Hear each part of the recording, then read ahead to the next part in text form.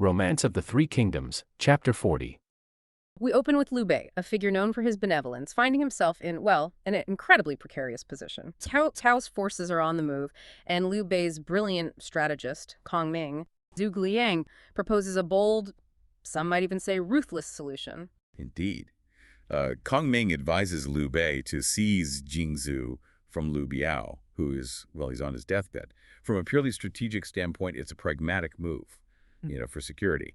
As Kong Ming starkly warns, Xinye is too small a county to remain in for long. If you don't take it now, how will you regret it? It's quite blunt.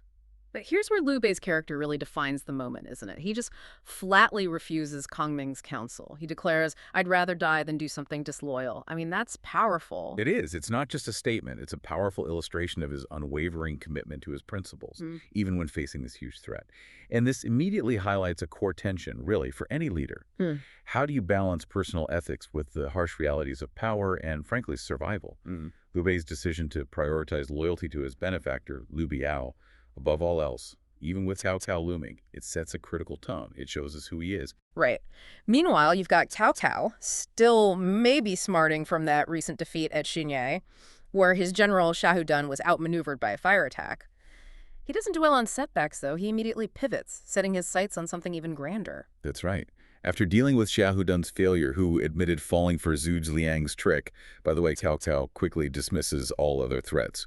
He identifies Liu Bei and Sun Quan as his main concerns now. Everyone else, less important. He then announces his intent to sweep across Jian, assembling an absolutely enormous army. 500,000 troops. That's staggering. How did he even manage to mobilize such a colossal force? Well, it's a testament to his logistical prowess, really. He organized them into 5 formidable divisions, each numbering 100,000, led by his most trusted generals, Cao Ren, Cao Hong, Zhang Liao, the Xiahou brothers. Okay. Cao himself commanded the 5th Division, with Xu Chu leading a vanguard of 3,000 elite troops. This massive expedition set off in the autumn of Jan 13. Now, despite this overwhelming show of force, there was a lone voice of dissent within Cao's own court, the brave Kong Rong. Taishang Dafu, what did he risk saying? I mean, that took guts. It really did. Kong Rong, who was actually a direct descendant of Confucius, courageously warned Cao against attacking Liu Bei and Liu Biao. He emphasized their connection to the Han imperial lineage, sort of appealing to tradition, maybe legitimacy. He also cautioned against taking on Sun Quan, highlighting his strong control over the 6 commanderies, those key regions south of the Yangtze, and crucially the natural defenses of the river itself. The great Yangtze River, yeah. Exactly. Kong Rong called Cao's forces an unrighteous army, predicting it would lead to the last of the hope of the world. Strong words. Very strong. And how did Cao, known for his temper, react to such direct criticism, in public no less? Predictably, Cao was absolutely enraged. He immediately dismissed Kong Rong and declared that any further counsel against the campaign would be met with execution, period. Wow. Kong Rong's lament outside the court really echoed his deep conviction. If the utterly inhumane attacks the utterly humane, how can they not fail? And this ruthlessness wasn't just on the battlefield, was it? The court itself saw some brutal drama, especially when personal vendettas got involved. Precisely. An official named Shi Lu, who apparently harbored this long-standing grudge against Kong Rong, saw his chance. He used this moment to fuel Cao's anger, falsely claiming Kong Rong had always insulted the chancellor. Oh, piling on. Yes, and connected him to Mi Hang, who had famously insulted Cao before. Shi Lu even suggested Kong Rong put Mi Yang up to it. So the consequences, I imagine they were swift and brutal. You can say that again. Cao ordered Kong Rong's immediate arrest and execution. And the tragedy extended even to his 2 young sons. They were found just playing Go at home. Just kids. When told their father was arrested and would be executed, they famously replied with this chilling proverb, "Under a toppled nest can there be whole eggs." Wow. Chilling is right. They too were seized and executed with the rest of the family. Their bodies were displayed in the market, a brutal warning. This whole sequence really underscores the perilous nature of speaking truth to absolute power back then. A single misstep, a personal vendetta. It could mean annihilation. What's truly remarkable, though, is that even in the face of that kind of terror, someone did stand up for Kong Rong. Yes, the prefect of Jingzhou, Ziji, he openly wept over Kong Rong's body in public. Risky move. Extremely. Cao was furious, initially wanted him killed too, but his strategist Sun Yu intervened. Sun Yu reminded Cao Cao that Xinye had often advised Kong Rong to maybe tone down his directness, and his grief now just showed him to be, well, a righteous man. Okay, so reason prevailed there, somewhat. Cao Cao relented, yeah. Yeah. And Xinye was able to bury Kong Rong and his sons. Later generations remembered Kong Rong in poems, praising his spirit like a rainbow and his fearless wit against tyranny. Okay, so while Cao Cao is marshaling this massive army, another critical situation is unfolding back in Jingzhou. Liu Biao, the regional governor, is gravely ill. He sends for Liu Bei to entrust him with a dying wish. Right, Liu Biao, acutely aware that his own sons perhaps aren't up to the task, makes a pretty stunning offer. He directly offers Jingzhou to Liu Bei, pleading, "My brother, you can take charge of Jingzhou yourself." But Liu Bei, consistent with the principles we just talked about, again refuses. He vows to assist Liu Biao's eldest son, Liu Qi, even weeping as he says, "I will do my best to assist my nephew. How dare I have other intentions?" Noble, certainly. But this decision, it sets the stage for immediate and severe complications. Indeed, this unwavering loyalty, while maybe admirable on one level, unfortunately opens the door for a tragic power struggle within Liu Biao's own family. And then, almost immediately after Liu Bei's refusal, news arrives. Cao Cao's vast army is approaching. Oh, terrible timing. Awful. It forces Liu Bei to rush back to Xinye to prepare defenses, leaving Jingzhou vulnerable at the worst possible moment. And what happens next is just, well, it's a classic and heartbreaking tale of betrayal. Political maneuvering within the family itself. It really is. Liu Biao, shocked by Cao Cao's imminent arrival, tries to write a will. He wants to instruct Liu Bei to assist Liu Qi as his successor. However, Lady Tai, Liu Biao's powerful wife, is absolutely furious. She wants her own son in charge. Of course. She and her brothers, Tai Mao and Xinye, who hold key military posts, effectively seize control of the gates. They lock down the situation, preventing any proper succession according to Liu Biao's wishes. That's just devastating. What happens to Liu Qi, the legitimate heir, the one Liu Bei swore to help? Liu Qi hears his father is gravely ill and travels from his post in Jiangxia to visit him. A son wanting to see his dying father. No. But Tai Mao, his uncle by marriage, blocks him at the outer gate. No. Argues that leaving Jiangxia is irresponsible, says it would only upset his father further, making him unfilial. Twisted logic. Unbelievable. Liu Qi is left literally crying outside the gate, unable to see his father. He's eventually forced to return to Jiangxia, never seeing Liu Biao again. And Liu Biao's final moment, just painted with profound sadness, calling out for the son he couldn't see. That's right. Liu Biao dies on an August day, tragically calling out Liu Qi's name. A later poem laments his fate, observing how both he and the powerful Yuan family before him were ultimately, quote, ruined by powerful wives' consorts, and how their influence lamentably soon vanished. Liu Biao, the governor of Jing province, he's just died. The air must have been thick with uncertainty, right? Yeah. But what's really striking is how fast that uncertainty gets exploited. Indeed. And what happens next is where it gets, well, really intense. His wife, Lady Tai, she's the ambitious wife of the governor who just died. She wastes absolutely no time, zero. She immediately starts conspiring with her powerful brothers, Tai Mao and Zheng Yun. They were big military figures there. And their first move, forging Liu Biao's will. Forging the will, wow. But this wasn't just a minor tweak, you know. This fake document names Liu Tong, Liu Biao's second son, as the new ruler. And here's the kicker. Liu Tong is only 14 years old. 14, so basically a puppet. Pretty much. Yeah. And the immediate consequences, they're quite chilling. Liu Biao's eldest son, Liu Qi, who should have been the heir, right? He's stationed elsewhere in Jiangxia. Yeah. And then there's Liu Bei, this really respected warlord, kind of an uncle figure, powerful ally in Xinye. Both of them are deliberately kept completely in the dark. No word about Liu Biao's death, nothing about this sudden succession. So they're isolating the potential threats immediately. That raises the stakes enormously, doesn't it? Absolutely. The Kai clan knew exactly who could challenge them. But interestingly, Liu Tong, despite being so young and in this shaky new position, he's not totally clueless. He actually voices some concern about his older brother and Liu Bei maybe challenging his rule. Okay, so he has some awareness, and that's when someone speaks up. Exactly. A staff officer named Li Gui steps forward. He's brave. He advises them, look, tell Liu Qi, make him the ruler, the rightful one, and get Liu Bei to help him. His reasoning is solid. It's about stability. He calls it an all-encompassing strategy to resist Cao Cao in the north and Sun Quan down south. Makes sense, a united front. But Tai Mao, who's, riding high on this illicit power grab, he is furious. He publicly denounces Li Qi, accuses him of disrespecting the deceased's will, the forged will, of course. Right. But Li Yi doesn't flinch.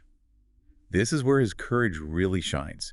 He just unleashes this powerful public defiance. He lashes out, accuses the Tai family of colluding internally and externally, falsely claiming the will, deposing the eldest son. He basically says they're letting the whole region fall into the Tai clan's hands. He even shouts that the former lord, if he has a spirit, will surely smite you. Wow. That's incredible bravery, knowing what would likely happen. Oh, absolutely. And the outcome is swift and brutal. Tai Mao orders Li Yi executed right then and there, on the spot. And the text makes a point of saying Li Yi curses them until his death. Gosh, silence for speaking truth to power, literally. It's chilling how quickly dissent gets crushed when power is grabbed like that. Exactly. And with Li Yi gone, Liu Tong is formally installed. The Tai clan grabs control of the military, and Liu Biao is buried in Xiangyang, still without informing Liu Qi or Liu Bei. Power consolidated, fast and ruthless. Okay, so internal coup complete. But then external pressure arrives. Barely has Liu Tong settled into Jiangyang, got his teeth warm, when shocking news hits. Cao Cao, with his massive army, is marching directly towards them. Oh man, so the forged will, the internal plots, suddenly seem small compared to this. Right. This isn't just about who controls Jing province internally anymore. It's about survival against this huge external force. So naturally, Liu Tong calls an urgent meeting. His advisors are there. Kuai Yu, who's known for being sharp. And Tai Mao, of course. Tai Mao is there. And the first argument we hear is for surrender. It comes from Dong Tao Yuan Fu Sun.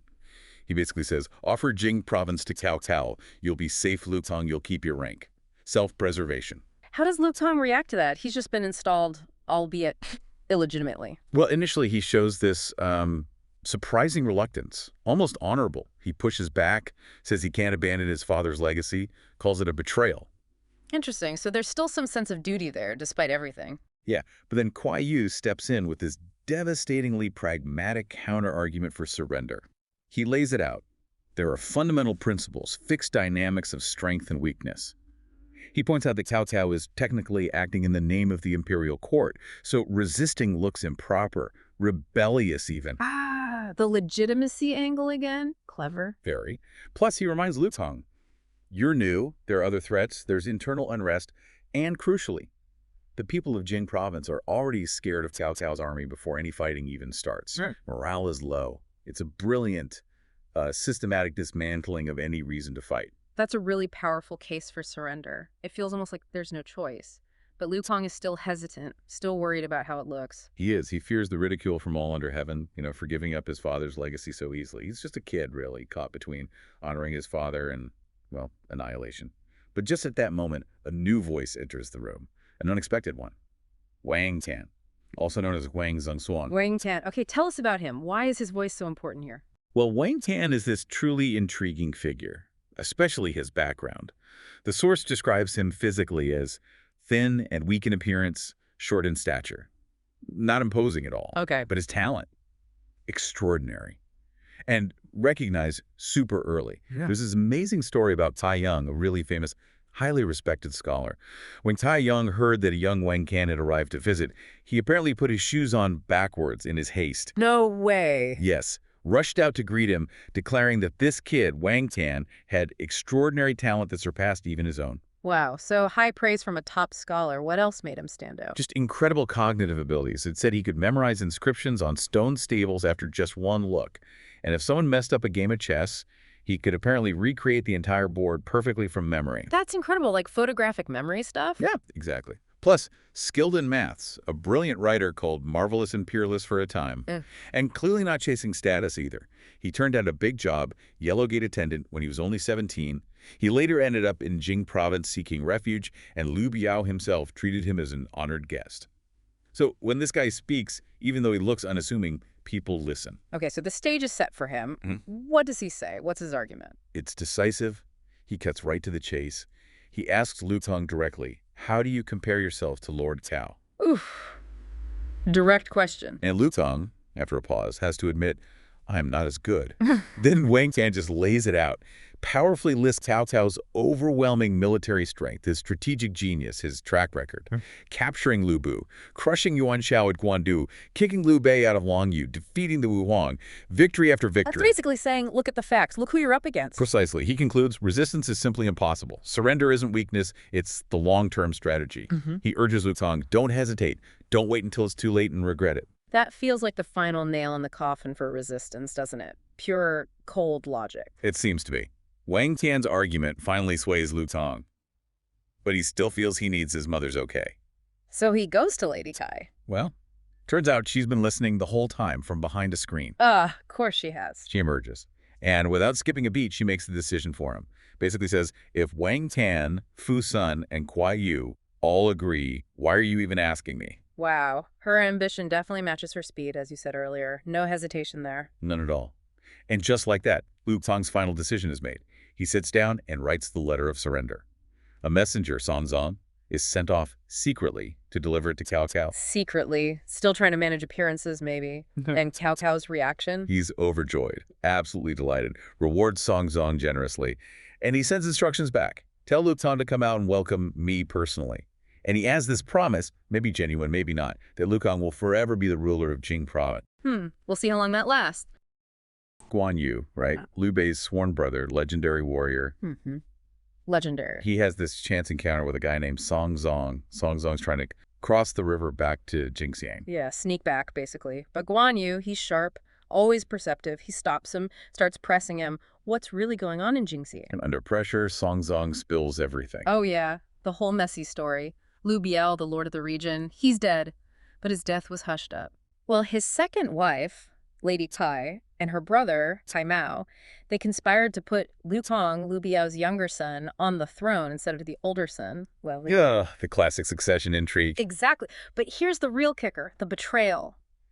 Lu Tong has decided, secretly, to just hand over Jingxiang's 9 prefectures directly to Cao Cao. Wow, just surrender it all to the main Or rival. the whole region, without a fight. So Guan Yu finds this out, brings Song Zong straight to Liu Bei in Xinye. Right. And when Liu Bei hears it, I mean, he had this deep bond with Liu Biao. Yeah. The text says he just weeps bitterly. It's devastating news for him, not just political, it's personal, a betrayal of trust. Definitely. And this news, it immediately sets up this huge ethical dilemma. Really defines Liu Bei's leadership going forward. It does, because Zhang Fei, you know Zhang Fei. Oh, yeah. Impulsive direct. Exactly. He hears us and immediately says, right, execute Song Zong now. Cross the river, seize Shenyang, get rid of the Tai family and Lu Tong, then deal with Cao Cao. The pragmatic approach. Brutal, but maybe effective. Seize the moment. It's ruthless, direct. Grab the power, grab the land. But Liu Bei. A firm no, almost immediate refusal. He tells Zhang Fei he has his own reasons, different considerations. And then things get even more complicated. An envoy shows up. Yes, from Liu Qi. Remember, Liu Biao's eldest son, the one who was pushed aside. Right. The envoy, Yi Ji, confirms Lu Tong's illegitimate power grab and basically asks Liu Bei, hey, join me. Let's punish Lu Tong and take Shenyang together. Another opportunity. This time, maybe slightly more legitimate. Partnering with the rightful heir. Sort of. And Yi Ji, once he learns that Lu Tong has already decided to surrender to Cao Cao, he ups the ante. He advises Liu Bei, use the funeral, the mourning for Liu Biao as a pretext. Lure Lu Tong out, capture him, secure Jingzhou for yourself. Okay, so now it's not just Zhang Fei's idea. It's coming from Liu Qi's envoy, too. And what does Zhu Bingyang say? Right. A master strategist. Zhuge Liang explicitly backs Yi Ji. He says straight up, Yi Ji's words are correct. My lord should follow them. I mean, this is his chief strategist telling him, take it, now's the time. It's a golden opportunity, right? Everyone's telling him do it. Seize Jingzhou, stand against Cao Cao. Seems logical. It absolutely does. But Liu Bei, again, refuses. Oh, why? The text says he's tearful, resolute. He basically says, my brother, meaning Liu Biao, entrusted his son to me when he was dying. If I seize his son and take his land now, how could I possibly face my brother in the afterlife? Wow, that's a powerful statement. It really is. It just underscores his unique moral code. He's putting loyalty, honor, his word to his dying friend above everything, above strategy, above territory, even with Cao Cao breathing down his neck. It feels so counterintuitive, doesn't it? from a pure power politics view. Completely. In that era, power was taken, often brutally. Yeah. Liu Bei's choices, well, it's highly unusual. It looks like weakness in the short term, maybe. Giving up control. Yeah, you'd think so. But maybe, long term, it cements his reputation. This guy is a man of his word. Deep integrity. That builds loyalty, draws people to him. That's a different kind of strategic advantage, I suppose. A moral advantage. Mm. His character becomes his strength. You could say that. It's a cornerstone of his influence. And while all this heavy moral deliberation is happening, the clock is ticking loudly. Oh, yeah. The threat isn't abstract. Reports are flooding in. Cao Cao's army is moving fast. Why are they? First, reports say Wancheng. Then, even closer, Boeing. They are practically on the doorstep. So the pressure is immense. They need a plan like yesterday. Absolutely. Cao Cao's forces are bearing down. The immediate problem is survival, strategy. How do they get out of Xinye, and can they hurt Cao Cao on the way? Enter Zhu Zhiliang again. Time for a masterstroke. Exactly, the Xinye gambit. He reminds Liu Bei, hey, remember that fire attack against Xiaodun? It worked. Right. They'd used fire successfully before. So Zhu Zhiliang knows Xinye itself isn't defensible against Cao Cao's numbers. It's too small, not fortified enough. So retreat. Strategic withdrawal, abandon Xinye, move everyone forces, and crucially, any civilians who want to come to Fancheng. Everyone, Oh. including the civilians. Yes, That's unusual for a military retreat, isn't it? Slows things down. It is, but it's key to Liu Bei's image and Zhu Zhiliang's plan. It's a humane evacuation. They put out a public notice. Anyone, old, young, man, woman, if you want to follow, come now to Fancheng, don't delay. How did they manage that logistically? Well, Sun Xin was put in charge of getting boats ready by the river for the people. Mizu was tasked with escorting the families of the officials safely to Fancheng. It was organized. That care for the populace, that's pure Liu Bei, reflected in the strategy. Okay, so they're evacuating. But what about Cao Cao's army just marching into an empty Xinye? It doesn't seem like much of a gambit. But Xinye isn't going to be empty for long, and it certainly won't be welcoming. This is where Zhu Zhiliang's genius really shines. He lays out this incredible multi-layered ambush. Okay, layers. Tell me more. It's designed to devastate Cao Cao's forces as they enter and occupy Xinye, while Liu Bei's main group gets away clean, synchronized. Complex. One you. He takes 1,000 troops upstream on the Beihe River, their job. Use big sacks filled with sand, soil, whatever, to dam the river, block the water flow. Okay. Building a temporary dam. Exactly. Then, crucial timing. At 3 a.m. the next day, when they hear shouting downstream, that's the signal. They break the dam, release the bags, unleash a flash flood right into the path of Cao Cao's army, then attack downstream in the chaos. Using the river itself as a weapon. Clever. What's next? Zhang Fei. Remember him. He's not storming cities this time. He takes another 1,000 troops and sets an ambush at the Bowling Ferry crossing. Why there? Because that's where the floodwaters flow will be slowest. It's a natural bottleneck. Cao Cao's troops, fleeing the flood, confused, wet, they'll bunch up there. Perfect target for Zhang Fei to hit them hard. Okay, flood, then bottleneck ambush. That's nasty. What else? Zhao Yun. He gets 3,000 troops, but split into 4 teams. One team waits in ambush outside the east gate of Xinye. The other 3. Ambush outside the west, south, and north gates. So, surround the city's exits, but the city's being abandoned. But inside Xinye, they've hidden flammable materials, sulfur, saltpeter, kindling, hidden in houses. So Cao Cao's army marches in, thinks, great, free lodging. They occupy the houses. Oh, I see where this is going. Right. Next day, dusk arrives. Zhu Zhiliang anticipates a strong wind will pick up. On that cue, the ambush teams outside the west, south, and north gates fire flaming arrows, rockets into the city. Igniting the hidden materials, turning Xinye into a death trap. Precisely. Once the city is ablaze, those teams start shouting, making noise, boosting morale for their side, adding to the panic, and critically, they leave only the east gate open, a path to escape. False hope. Exactly, because Zhao Yun's main ambush force is waiting right outside that east gate. As the panicked, burning soldiers flee through the only exit, Zhao Yun attacks them from behind. Wow. Flood, ambush, fire trap, then another ambush. That's Yes. comprehensive? Is that all? Almost. One more layer. Mi Feng and Lu Feng, they get 2,000 troops, split half with red flags, half with green. They set up about 30 lies, maybe 10 miles, outside Xinye at a place called Kuowei Slope. What's their role? Deception? Deception and pursuit. When Cao Cao's vanguard approaches before the main trap, the red flags move left, green flags move right. create confusion, maybe make Cao Cao think Liu Bei has more troops than he does, deter pursuit initially. They also set up their own smaller ambushes. Okay. Then, once the fire trap in Xinye is sprung, Mi Fang and Lu Feng are ordered to pursue any survivors, mop up, and then link back up with Guan Yu and Zhang Fei near the river. It's this whole symphony of destruction. Leaving nothing to chance. Every angle covered. Pretty much with all the pieces in place, Zhuge Liang and Liu Bei climb a vantage point high up, just waiting for the news that the plan is unfolding successfully. What a moment that must have been. The action starts around noon, a place called Quezway Slope. Zhu Chu, with his vanguard, he spots this small group. They've got these distinctive blue and red flags. Okay. And right away, Zhu Chu gets this feeling, something's off. He actually pulls back a bit, thinks maybe it's an ambush, tells Cao Ren. Smart move. Instincts kicking in. Yeah. But Cao Ren, he's like, just dismisses it. Calls them a deceptive army, nothing more. Tells everyone, push forward. What do you make of that? That immediate dismissal? Well, it's classic overconfidence, isn't it? Even with all that power, dismissing caution, that's your biggest vulnerability right there. Right. And Zhu Chu, well, he has to obey. So he pushes into the forest and finds nothing. It's completely empty. Just a trick, to draw them deeper in. Okay. So it's already playing with their heads. Exactly. And it gets better, or worse, for them. Evening comes, they look up at this mountain peak. Yeah. And there's Liu Bei and Zhu Liang just sitting there, calmly drinking under umbrellas, flags all around them, drums and gongs making noise. No way. Just chilling out. Pretty much. The sheer nerve of it. It's such a deliberate provocation, like saying, we see you and we're not scared. It's meant to infuriate them, undermine that sense of invincibility. And I bet it worked. Oh, absolutely. Zhu Chu is furious. He orders his men up the mountain. Straight into another trap. You guessed it. Logs, stones raining down on them. And they hear shouting, but they can't see who it is forces hidden behind the mountain. So it's chaos. Noise, projectiles. Total confusion. They can't advance, and by this point, it's pitch black.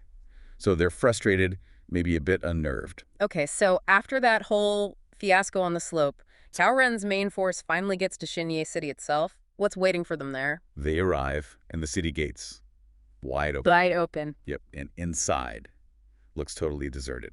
The classic empty city play. Wow. That must have been eerie. And tempting. You can imagine the soldiers, right? Tired from the march, annoyed by the mountain thing. Yeah, just wanted to crash. Exactly. And Cao Hong sees the open gates, the silence, and figures, okay, they panicked, they fled. He suggests they just take the city, rest up for the night, deal with pursuing them tomorrow. Makes sense from his perspective, I guess. Exploit the apparent weakness. It does, but it's playing right into their hands. It's not just about appearing weak. It's about exploiting that very human need for rest, for comfort, making them let their guard down. So the soldiers just pile in? They do. Hungry, exhausted, they quickly find houses, start setting up, getting food ready, thinking the hard part's over. Oh, boy. And that desire for comfort, that's the hook, isn't it? It really is. Because after the first watch, so later in the night, this strong wind picks up. A gale, actually. Okay. Ominous. Then guards start reporting fire. Just a small one at first.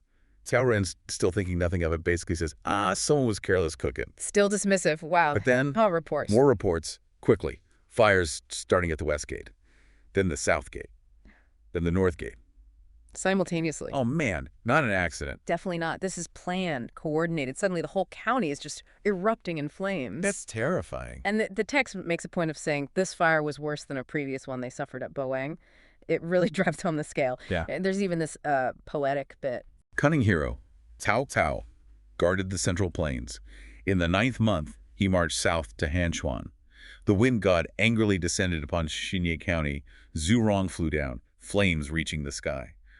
Zhu Rong being the god of fire. Wow. So it's painting it as this almost supernatural level of destruction, using the wind, everything. It underscores the sheer terror and the strategic brilliance of using the environment. They turned the city itself into a weapon. So utter chaos inside. What does Cao Ren do? He's scrambling, trying to get his generals, lead them out. They're literally fighting through smoke, flames everywhere, pure panic. Which way do they go? They realize only the east gate seems clear of fire. So everyone makes a desperate rush for it. Oh, I can just imagine. A bottleneck. Absolute chaos. Soldiers trampling each other in the dark, smoke. The text says countless died just trying to get out, not from the enemy, but from the crush, the panic. It's not even a battle anymore. It's just flight. They finally get out of the burning city. gasping for air, probably thinking they're safe. But no, Yeah. not even close. The moment they're out, relief barely setting in. Bam! First ambush hits. Who is it? Zhao Yun. His army charges right out of the darkness behind them, hits the already broken, disoriented survivors. So they're exhausted, probably burned, panicked, and Yeah. now attacked again. Exactly. And at this point, the soldiers, they're not thinking about fighting formations or anything. It's just pure self-preservation. Run. And the strategy here is just relentless pressure, right? No chance to recover. Precisely. Because right after Zhao Yun, there's another wave. Already. Yep. Mi Fang's army slams into them. And then, just as they're reeling from that, Let me guess, another one. Liu Feng's army. One after another. No breathing room, no chance to regroup. It's around the fourth watch now, early morning. Dark still. Yeah. The survivors are described as having scorched heads and burned faces. Just utterly broken. Wow. It's brutal, just wave after wave. Yeah, you almost feel bad for them. Almost. So after fire, panic, and 3 ambushes, what happens next? Surely they must get away eventually. Well, they reach a river, the Baihe River, the White River. And there's this moment, this glimmer of hope. How so? It seems shallow. The water looks drinkable. Men and horses can wade in. You can just imagine the relief. The Noi soldiers desperate for water, horses neighing. Finally, maybe, a moment of safety after the fire and the attacks. Okay, I have a bad feeling about shallow river and relief. What's the catch? You're right to be suspicious. Yeah. This was all part of the plan. A huge water ambush. Water after the fire. Yep. Upstream, Guan Yu, another key general, had dammed the river. Used big cloth bags filled with sand or earth. No. Oh, yes. The plan was timed perfectly. He sees the glow of the Xinye fire starting around dusk. Then hours later, around 4 a.m., he hears all the commotion downriver as Cao Ren's army arrives. And that's the signal. That's a signal. He orders his men to break the dam, release the bags, and this huge wall of water, a torrential flood, just surges down the river course. Right onto the soldiers trying to drink and cross. It's exactly. Sweeps away and drowns a massive number of them. Soldiers, horses, everything. Fire, then ambushes, now a flood. It's just devastating. Is that finally it? Anyone who survives the flood? You'd think, right. The few survivors, Cao Ren included, managed to scramble out where the water's shallower, maybe further downstream. They're soaked, freezing, probably in shock, thinking, okay, now we must be clear. But no, one last welcome party. They get a bowling ferry, a crossing point, and who's waiting for them? Don't tell me, Zhang Fei. The one and only Fierce Zhang Fei pops up, apparently shouting, "Cow bandit, quickly come and pay with your life." The final nail in the coffin. Unbelievable. It really is. There's a poetic couplet that sums up this final stage perfectly. Inside the city, red flames erupted. By the water, black winds arrived again.